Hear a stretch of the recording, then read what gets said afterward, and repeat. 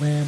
Thank you for your role throughout this, and we have seen the great work that you have all done, especially during COVID times, to taking these important key information to all the communities in so many languages. So thank you so for doing that. As I said, today I'm joined by my colleague and friend, Minister Paul Calandra, to talk about the provincial planning statement. And we also have my friend and colleague, MPP, Billy Pang, MPP from Markham, Unionville, and also a parliamentary assistant to Minister of Education. After my remarks, he will also provide his remarks, and then we will go on to Minister Calandra for his remarks regarding provincial planning statement, and then Shannon and myself will open the floor for the questions. Having said that, I also want to highlight the fact, as a associate Minister of Housing, I'm working closely with Minister Calandra to bring ready-made home, modern modular home strategies. For example, to build homes faster with new technologies that are emerging from across the world, and also here at home at Ontario, modular technology, panelized volumetric 3D technology, to have these technology, to use all the tools in the toolbox to make sure we build homes faster. We want to provide speed in providing homes to reach our target of 1.5 million homes in the next decade. So I'm working closely with Mr. Calandra on that ready-made home, modern modular home technology as well. So if there's any questions, just please wait, and then and I'm sure you already provided some questions to Shannon prior to starting this meeting. But if you're going to have questions moving forward, message her, at least notify her, and she will go by first come first basis, as she already have some questions in the pipeline. Having said that, it's my honor to next introduce MPP Billy Pang and our PA to Ministry of Education to say a few words. Thank you, Mr. Thanigsalam, and again, thank you to all of you who are coming today. We are happy to answer any of your questions regarding our new PPS or what our government is doing to get home built faster, with a goal of getting at least 1.5 million homes built by 2031. And you know, as well as I do, that every single one of those homes is needed. Our approach is simple. We know there are too many barriers to building homes. We have been moving these barriers and reducing costs wherever we can. We are taking a target approach to remove obstacles our partners face in building homes. Our focus is on cutting red tape so that we can get out of the way and help our partners build more homes faster. We are speeding up approvals and make it easier and cheaper to build homes. We will provide our partners with the tools that they need to succeed. And we will focus on reducing red tape, keeping costs down, and building infrastructure so that we can get more homes built. Thanks again, and now I'll hand it over to Minister Calandra. Thanks, Billy, and Minister Thanigsalam. Thank you all for being here. I can see a couple of people on the screen. Bill, good to see you, and Logan and Sarah, good to see each of you. I think my colleagues said it well. Like Vijay, I and Billy, we're actually working very, very closely together on the file, because when you build more homes, you also have to have the schools in place for them. So it really is a full team effort. But when you talk about the provincial planning statement, what it is it's an overriding document that guides how municipalities will consider building across the province of Ontario. And it is also a document that helps guide the Ontario Land Tribunal in instances where disputes might get to them. What we've done with this is we have focused it a lot. So it is 30,000 words shorter than it was before. and 100 pages shorter as well, because we focused on really getting shovels in the ground and removing obstacles towards doing that. It will save municipalities across the province thousands of hours, and those who build homes in our communities, not just homes, but jobs as well, opportunities for jobs across the province as well. It will save them time and make it easier for them to deal with municipalities and to better understand what it does it take to get a shovel in the ground. So it is a very, very, very important document. So we did a lot of work leading into this, a lot of bills which were focused on getting that work started. The provincial planning statement now really is the last step, the next step to unleashing this opportunity across the province, because we heard from a lot of people that we had to update that statement so that it was more uniform across the province, so people knew what they had to, what to expect when they were investing in the province of Ontario. And really the work that Minister Thanigsalam will do on the modular side really have such an amazing impact across the province. And again, Billy and I know actually all three of us, our communities are growing so fast, and we've got to make sure that we can meet the demand. So we've really worked hard together on bringing this forward. And I think we're all pretty excited by where we've landed. So I'll just leave it at that, Mr. Thanigsalam, and then if there are other questions, just I'm prepared to take any questions along with my colleagues. Thank you. Awesome. Thank you, Minister Calandra, for your remarks, and thank you to your Pang as well. Now, I will turn it over to Shannon to moderate the question period. However, if there's any other comments that media wants to make before they ask the questions, feel free to do so, and we will go from there. So, Shannon, all right. Perfect. Thank you. So first question, I'm going to go to Sarah with VIP 51. Thanks, Shannon. Hello, Minister. Hello, everyone. So yeah, with the Ontario's population is growing, and there may be some concerns of the resident that building more homes may increase the higher density in some area. So my question is, will the government have a plan to make sure the infrastructure and the public spaces in the schools can keep the pace with the where the municipalities are going to build more homes? Thank you.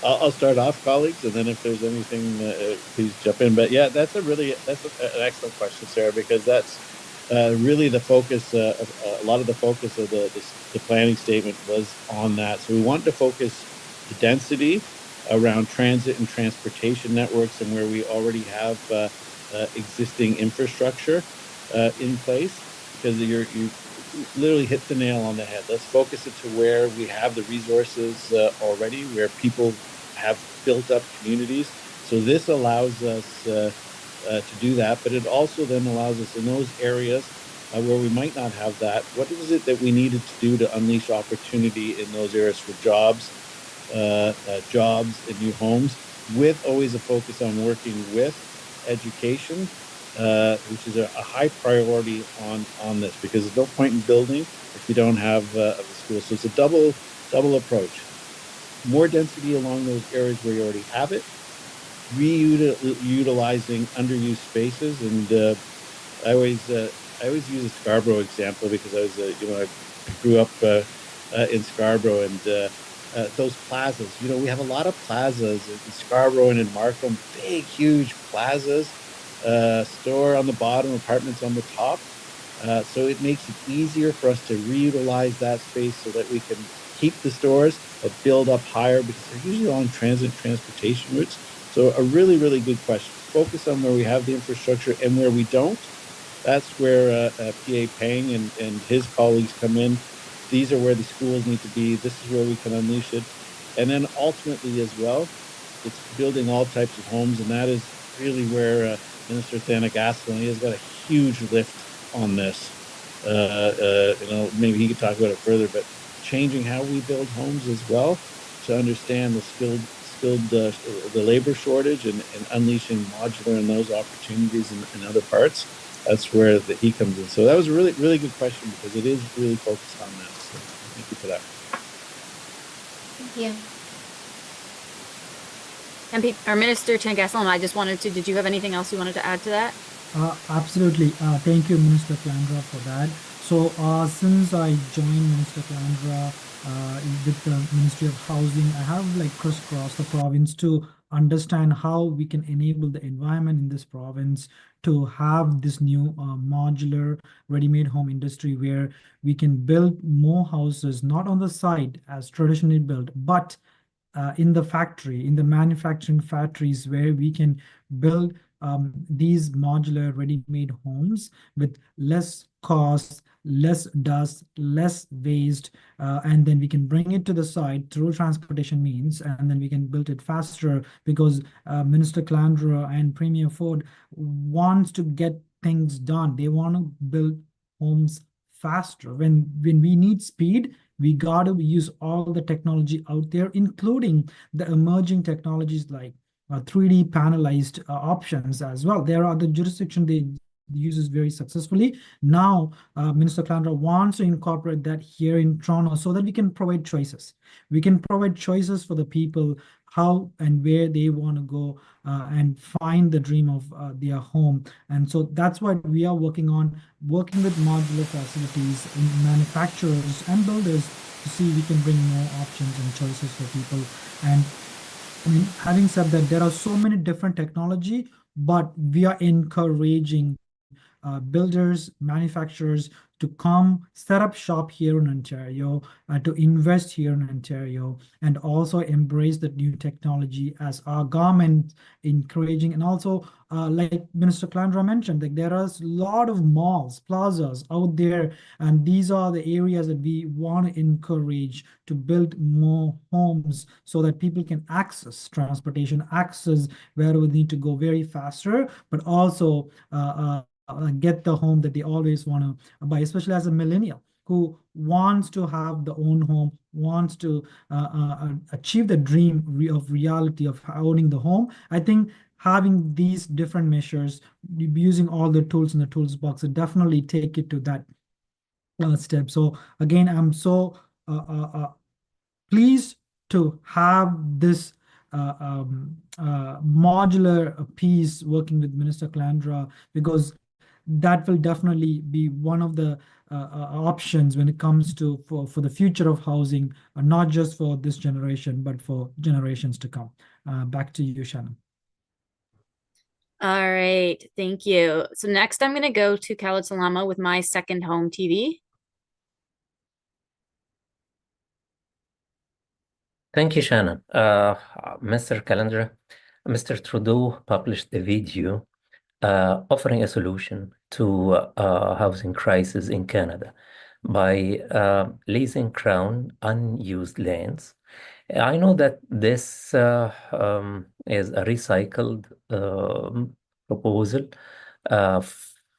actually by the Conservatives. How do you elaborate on that? Yeah, no, that's a good question. It is something that look, I welcome the announcement that that they're going to make efforts to unleash some of the federal lands as well for different types of housing. It's something we've been doing. We've been doing that for long-term care as well, and I think there's more that we can do also on making those our own lands available. So we've been successful on the long-term care side, on affordable housing. And more can be done. So I welcome that announcement. I think both levels of government have more we can do. And we've heard a lot. One of the things we heard at the AMO conference, I know both my colleagues will probably agree with me, is that the municipal governments also want to be involved in how they use their excess land to build more homes as well, which was so nice to hear, to be honest with you. Like it was very refreshing at AMO. I gotta tell you, to have the municipalities, all of them, large and small, say, okay, we get it. We want to be involved. And how do we also use our surplus lands and get it out there quicker? And we have a couple of really good examples in Ontario. Leamington, Ontario, which through PA Pang's ministry, a surplus school site, and then turned it into affordable housing. They've turned it into market rentals. So we're finally getting the uptake that we needed on this. And the PPS really allows it to remove the obstacles. And the other thing, too, through Vijay's, Minister Thanigsalam's work, we're all finally starting to see uptake on the modular side as well, the different ways of building. But so, yeah, I welcome the announcement. It took a long time, and we were kind of hoping that we get more of it, but good announcement. Municipalities on board, and we're all moving finally in the right direction. And it's kind of the good thing about it is you're able to use the government-owned lands to build all types of housing, right? It really helps unleash rentals. It helps unleash affordable housing, some of the attainable housing, as well as market housing, and in our instance, long-term care homes as well, right? So all that to say, I'm glad they finally are and that they identified sites to get it going, right? I think that was also important. Yeah, but Mr. Calandra, long-term care homes are a little bit different, but even conservative yesterday described this move as making everyone happy and leaving them with nothing, owning nothing, because leasing long-term, that means you don't own the house. That means he is bluffing. So are you? I agree with you on that. Also, please, let me ask the question. Yeah. So if he is bluffing, are you endorsing his bluffing? No, what I say is this: I'm glad that they're making the land available for homes to be built on. But one of the things that we have always said, is that it has to be all types of homes, right? It has to be, you have to build affordable homes. You got to build long-term care homes, but people still have the dream of single detached home ownership of their own, right? You can't take that away from people. So when we use our lands, it is for all types of homes. You are correct. I was a bit surprised at the leasing aspect of it, that they were going to lease it for a number of years, because I don't think you can separate the people's desire and the dream of home ownership, which allows them to build equity and allows them to move up. And that's the one disagreement I think that we have with the federal government consistently when it comes on housing policy, is that they are focused on one aspect of housing when we feel that we should be focused on all aspects of housing. There should be purpose-built rentals, yes. There should be affordable housing, yes. But there should also be home ownership as a major part of this equation. And when you use government lands to allow for home ownership options, it reduces the cost. Look, you can deliver that land at a lower cost, which makes it more affordable and attainable for people to buy into, right? And that has been, you're 100% right. It has been the hallmark of our policy that it has to include all forms of housing. And we argue back and do not participate unless it includes all forms of housing, including home ownership. It's a very valid point on your part. A really, really good point. Listen, I say this all the time. If we get sick of hearing it, my parents came here in the 60s, 58. My dad came 1960. My mom joined. My mom, she told me that she was depressed for 10 years when she came to Canada, because she came in the summer and then she didn't realize how cold it was going to be. But they didn't come here to leave. They started off as renters, but their dream was owning a home. And like, they started off on the Danforth, my 4 uncles, like in a room on the Danforth, and then one by one they helped each other peel off and own a home, and that was their dream. And anybody who says that shouldn't be our end result, I think you hit 100% hit the nail on the head. Sorry, I get all passionate about it, because you're right. That is people's dreams. It might not start that way, but that's where we have to give them the dream of ending up. Thank you. Sorry, I'll answer more short in the going forward. I promise. I apologize for that long. You just got me all worked up. You got me all fired up. I'm sorry. All right, thank you, Minister. And I'll just say, Minister Thanigsalam and PA Pang, anytime you want to jump in, just unmute, raise your hand, and I'll stop. So next, I'm going to go to Bill with Greca TV. Thank you, Shannon. Good to see Ministers Pang and Minister Calandra, good to see you again. Before I ask you my main question, am I correct in thinking that the PPS policy has the force of law, that it's under the cut in red tape to build more homes act? Is that correct?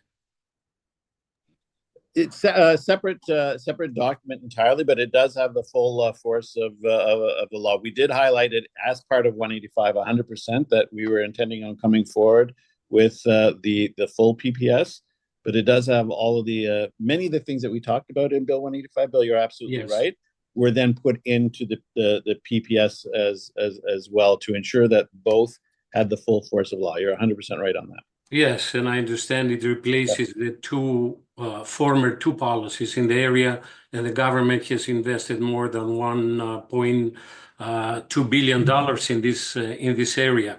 And I'm also aware that you spoke very recently with at the conference of the Association of Municipalities of Ontario, as did many of your colleagues and many parliamentary assistants in the last 2 years, had over 700 consultation meetings for this policy to evolve to the point that you released it now. But my question is, how did the mayors in their majority respond to the PPS, despite, of course, the criticism of the Liberals in Ontario, that their critics said that it's a half-baked failure policy that enriches more the wealthy builders and does not create affordable housing for seniors and youth?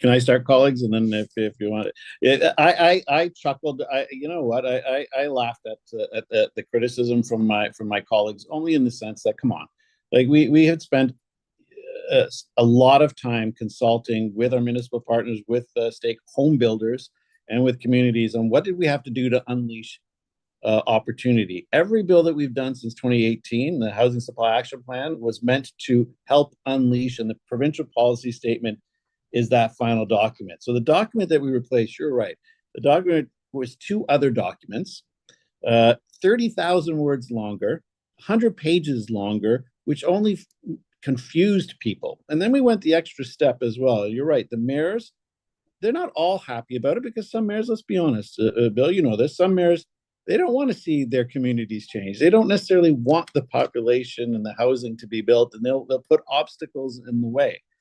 Right? So not all were happy about it, but by and large, we have been very, very well received from the home builders, from municipalities across the province, and the vast majority of the stakeholders. And then what we also did, and this is where PA Pang's ministry came, like, it was very clear, and Sarah alluded to it, like, you can't be doing stuff like this. You can't be adding homes unless you're identifying that you're going to be building schools as part of it and making it easier. So that's there. And then Sarah, I didn't answer this one question you'd asked, but it was backstopped by $3 billion worth of infrastructure, because there's no point in us saying build more, build more, build more, unless we help them get the sewer and water capacity in the ground that we have been talking about for months. And we had talked about, Minister Thanigsalam and I had talked about, $1.5 billion worth of it. The Premier then literally doubled that and said, like, we can't just stop at 1.5. We're going to hit our numbers. Let's get $3 billion worth of infrastructure out there. So the PPS is important, but it's backed up by the largest single investment in infrastructure to get sewer and water in the ground that this province has seen. And Khalid, just a follow-up to him, it is one thing that we talked about, Bill, like we keep saying to the federal government, we can have all these boutique programs, this and that, but every province is united in the fact that if they would put the money that they are setting aside to infrastructure, sewer, and water capacity across the country, we would deliver 3 to 4 million homes Canada-wide if they would help us with the infrastructure. Instead, we've had to go it alone, and we're doing it. But the challenges we have, especially with my Liberal colleagues, to say this, the challenges that we have building homes now uh, uh, uh, are because of the challenges that and the obstacles and red tape that were put in the way by the previous government. Full stop.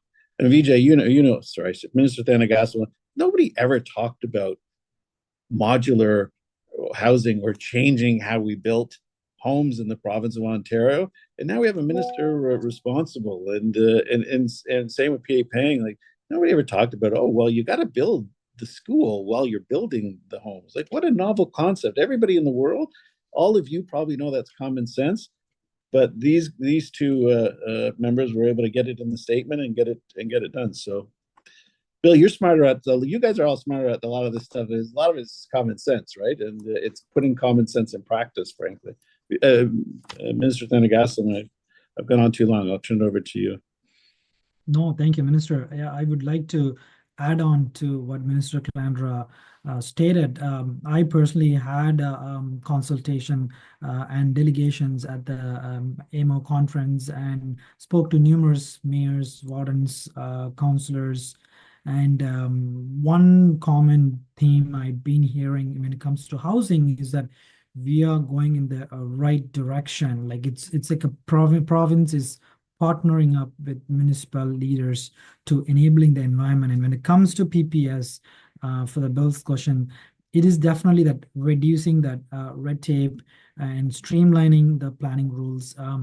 Overall, when it comes to like people, doesn't matter, like regardless of age, whether you go, whether it's in Scarborough or Stouffville, when you go read all the comments on Instagram, you see that people like, hey, you know what, we need to attain ownership. We want to buy, own, whether it's millennials or people who are working hard, double shift, and they just want the approval process, the simplify the approvals. And that's what this does with the municipalities and increase the flexibility for those municipalities so they can better reflect the needs that they are getting from ground, from the local, from the needs of the local communities. And by also PPS does eliminate the duplications. Like Minister Calandra said, reducing this many 100 pages, 30,000 words from previously, it was done by consultation with multi-ministerial approach for last 4 years with 3 consultation, including with Indigenous communities.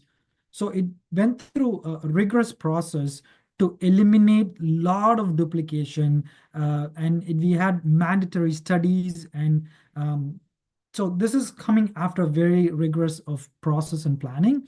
And we heard from AMO, we are going in the right direction, where municipal councillors and mayors were like thanking for the formula for the building faster fund. At the same time, want to encourage us how they can help our government and how we can work as a partners.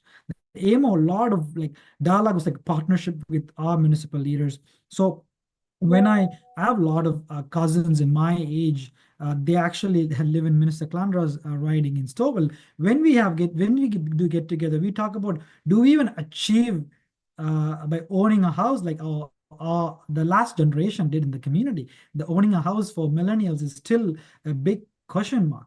But we can see the economy here. It's like there's a more demand and less supply. And that's why Premier Ford and Minister Calandra is driving this message to build more houses and enabling all the 444 municipalities to come on board, enable the environment so that they can all reduce this red tape so they can allow the local communities to build.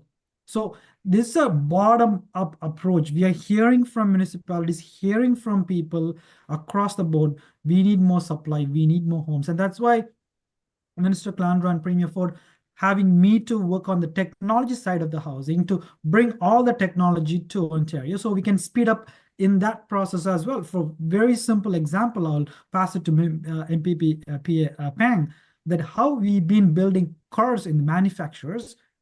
We are looking at so many possible options in Ontario to build houses in factories, well quality and very secured, very good looking houses, and assemble on site with a faster process. And this has been done in other countries. 80% of some countries' houses are built using these technologies. So this is not a new technology. We're trying to bring them to Ontario. This is the first government is trying with a full effort to get that done. So we are using all the tools box, and the message we are hearing from the mayors and councillors also, let's keep going in the right direction. Let's get more homes built. Having said that, let me pass it on to PA Pang if she has any comments.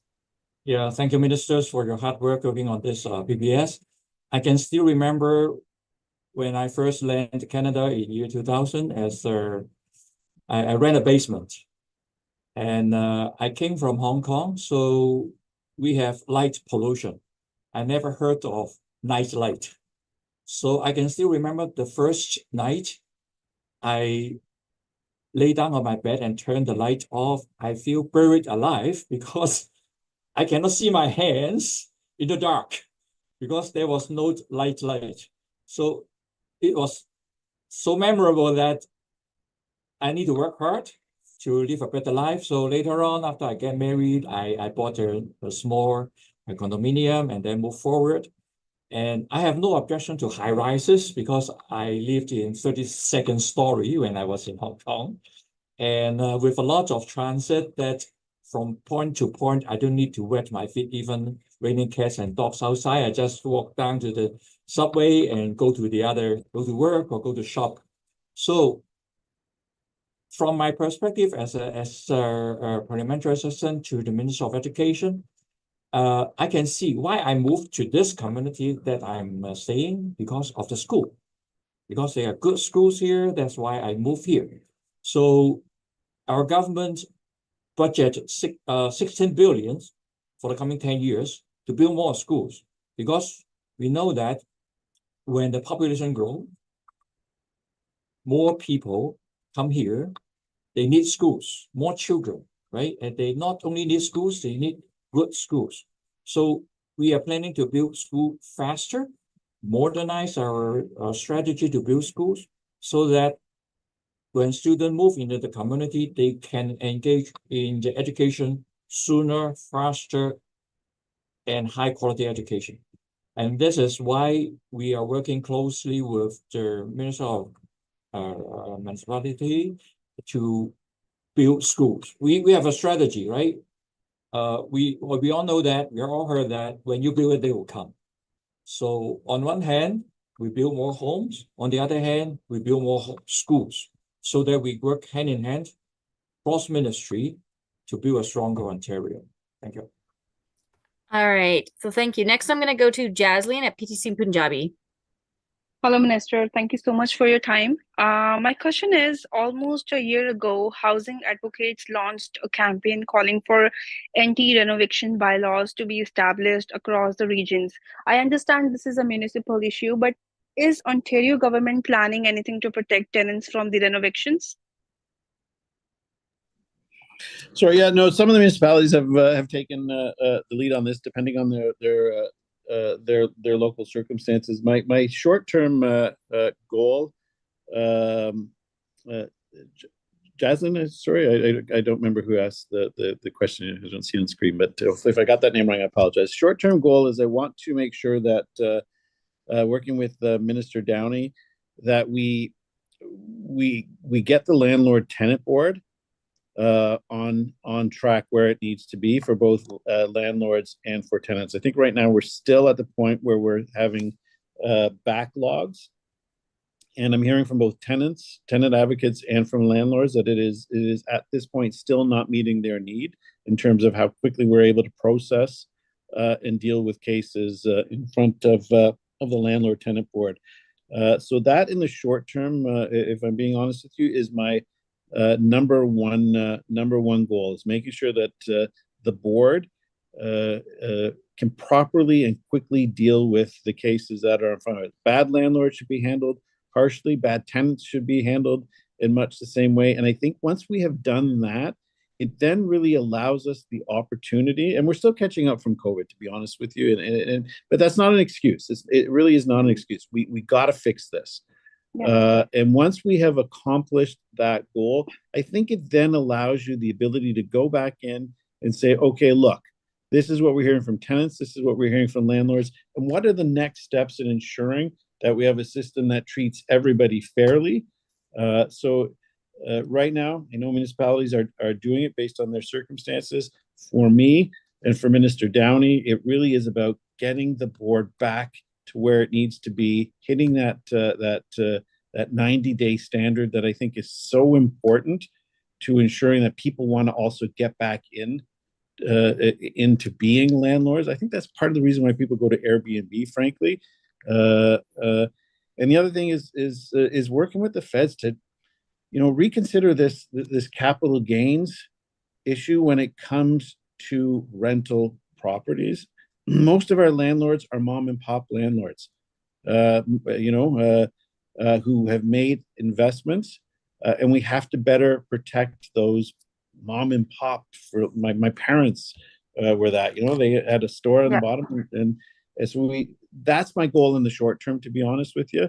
I am looking at, I am reviewing some of those municipalities that I know Hamilton's brought some for. I know this is particularly acute in some parts of Brampton and Peel region, and even in some parts of our area. I think Billy and Vijay will both concede. It's not a cop out.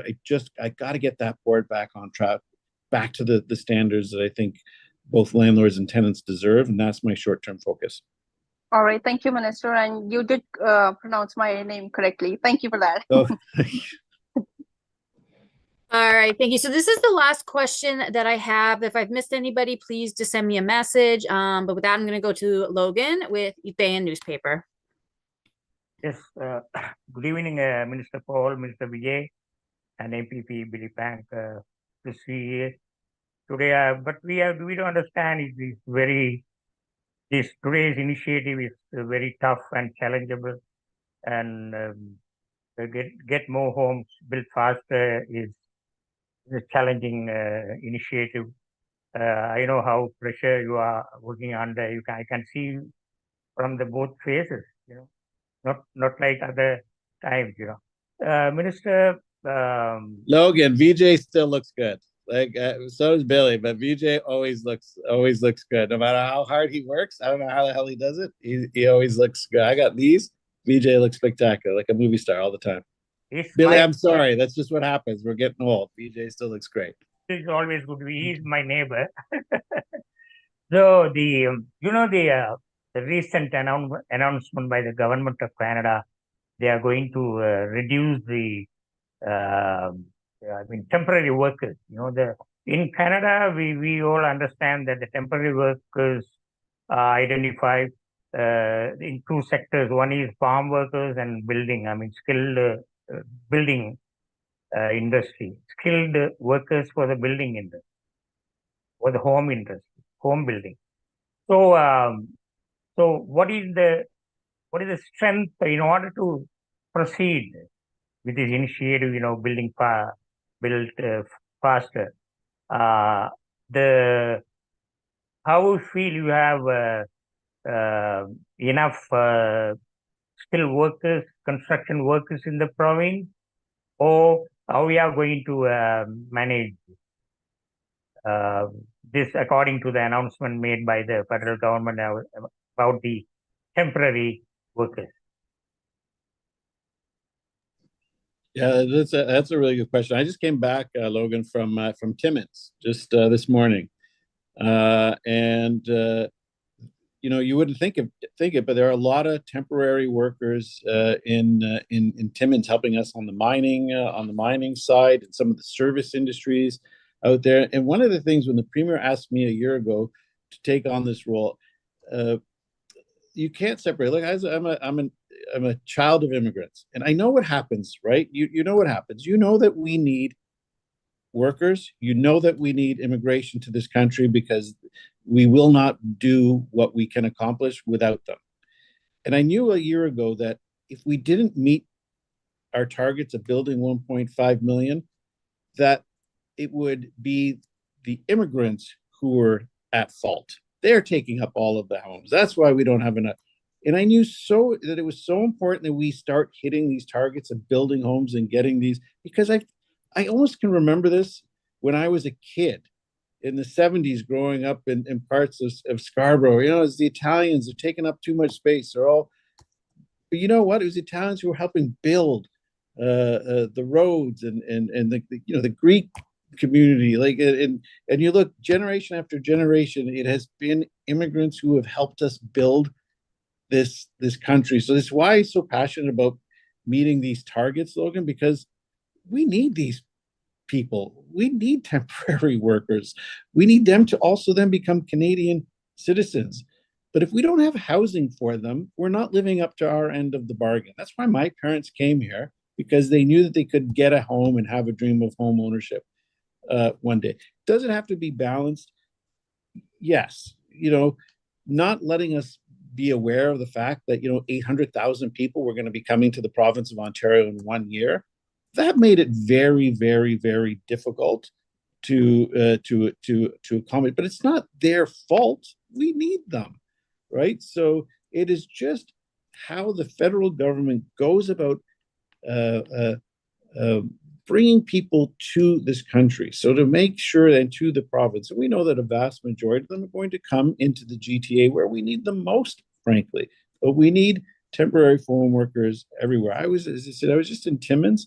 Much of the service industry up there, if it wasn't for the workers, they would not be open. The mining sector would not be open. So it is so. This is one of the reasons why we're so focused on getting these homes and reducing duplication and reducing the red tape that is in the way of this.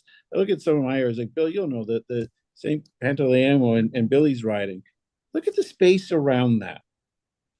That could be homes as well, right? And you have built-in opportunity. Look at the Tamil community and the Chinese community. Like I look at my riding, Monshong, right? Around a long-term care home, the community that has grown up to support that next generation who are coming here to build the province. So that's why I get really passionate about it, because I think maybe as a kid I lived it.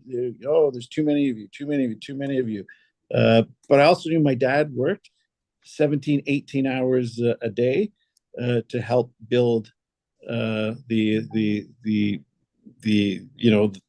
province. So that's why we've got to get more homes built, because there's a lot of people my age who are retiring, and we need a lot of young people to come, and temporary workers to then become Canadian citizens who help us continue to build. And that's why I get really passionate about. But that's where then Billy and Vijay come in. Like you also you're perceptive in that, you know, the people that are coming are skilled in different ways.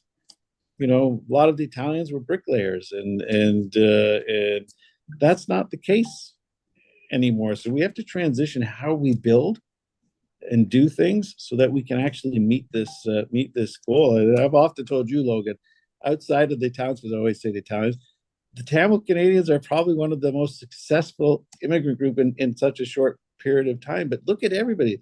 Look at Billy, man. 2000 you came here, and now you're a member of provincial parliament. Like, it's Vijay. Like, are these the people we want to say no to? I think these are the ones that we want to say yes to.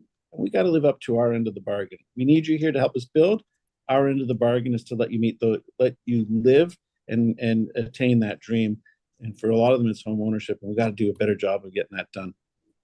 Thank you, Minister. Shannon, I need another 30 seconds. I won't take more. No, I would congratulate and my best wishes for Minister, because you are now working with my MPP, Vijay. That is for one. And secondly, because I know 20 years back, you started your career as a senior staff for the Minister Gilchrist, or Minister, who was the Minister of Municipal Affairs. From there, you learned something, and you are implementing now as a Minister of Housing and Municipal Affairs. So good luck to you. Vijay, always take care of it. All right. Logan, I work for Vijay. Don't make any confusion about it. I'm here to support him. I work for him. Thank you. All right. Thank you, Logan. Bill, I'll just go to you really quickly, and then we're going to wrap up. Just a comment. First of all, I really want to thank Shannon for organizing, for the first time in my experience, that the government reaches out to ethnic media for this type of information conferences. That's the number one. The second comment I want to make, and I say this very sincerely, back in 82, I was the first immigrant to be an aide to a cabinet minister in Ontario. And in 1982, when I ran federally, I was the only immigrant with an accent being involved in federal politics. And I see now what a pleasure it is to see 3 cabinet ministers immigrants. Isn't this a wonderful province to live in? Thank you. That's all I wanted to say. Thank you so much, Bill. Okay, so I'm going to pass it over to Minister Thanigsalam and then PA Pang and then Minister Calandra to wrap up. So Minister Thanigsalam. I'll start again. Thank you all for joining. It was a great roundtable, and thank you for playing an instrumental role in getting the message in so many languages to the people that close to the heart. And I have to say, it is an honor to be the associate minister with Minister Calandra. I used to be a volunteer, learned a lot from Minister Calandra, seen his work as a student. Again, when I was a university student in 2008, we saw the financial crisis, and everyone handled across all the G7. Canada stood strong, and since then, I've seen the work. And now, as a young boy who came to this Canada at the age of 14, just 20 years ago, and now working with the minister I used to volunteer for as associate minister, I think this is the Canadian dream, and this is the Ontario spirit. So I want to thank Minister Calandra for giving such a freedom and opportunity to go with him to all the places he goes, to access to all the meetings. Like it's an opportunity that it's a lifetime opportunity. I'm learning a lot. So I want to take this forum in front of all the ethnic medias and all the folks who have so much passion towards communities. So in front of these ethnic media, I want to thank Minister Calandra for the mentorship, leadership, and the friendship as well. Thank you. I would like to thank everyone from different media that you bring us the concern of your community, that a question that I think you know what your community want to ask. And the thing is, well, as you mentioned earlier, that the bill we are first generation immigrants or second generations. So it is great that we need to bring in more people that want to contribute to Canada and also Ontario. So this is why we want to build more homes, so to accommodate them. On one hand, we support their choice coming here, and we also appreciate their contribution to our province.